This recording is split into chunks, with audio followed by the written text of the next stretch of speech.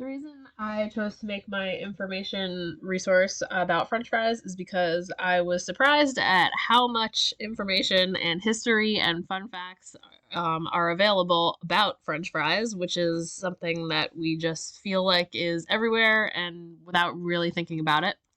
Um, the reason I chose this picture was because when I was looking through all of the Creative Commons images, it was the one that was most recognizably French fries after it had been cropped.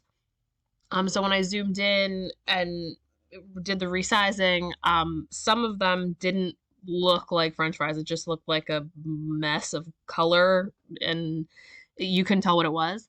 But when I resized this one and went into this detail, I thought it was the one that looked the most like a French fry, the most that you would look at it and say, yes, I recognize that as a French fry. And it made more sense to obviously have it recognizable than something that you couldn't tell what it was.